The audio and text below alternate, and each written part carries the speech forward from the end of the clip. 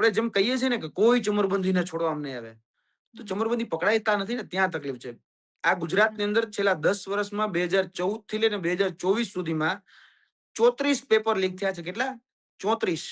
અને એ 34 paper leak થયા છે બેન, એમાં આજ દિન સુધી એક પણ ચમરબંધીને સજા નથી થઈ.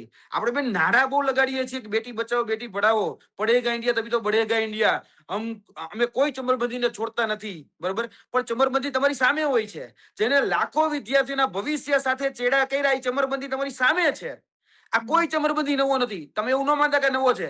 આજથી 1 વર્ષ પહેલા તમે જ મારી સાથે ચર્ચા કરેલી છે. તમે જ જે આપણા મહીસાગરની અંદર નીટનું પેપર ફૂટ્યું હતું ને લુણાવાડામાં, ત્યારે જે સંસ્થા હતી ત્યારે પણ આપણે ચર્ચા જ કરતા હતા.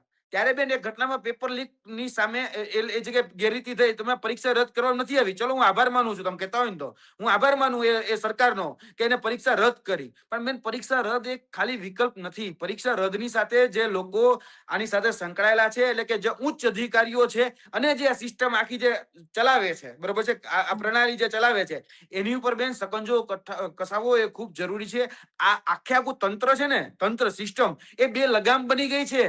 આ બે લગામ સિસ્ટમ પર લગામ લગાડવાની જરૂર છે. જે પણ ચમરબંધીઓ છે, જે પણ પેપર લીકેજના માફિયાઓ છે, જે પણ કૌભાંડીઓ છે, એને જ્યાં સુધી સજા નહીં થાય ને ત્યાં સુધી એનું કોઈ નિરાકરણ જ નથી.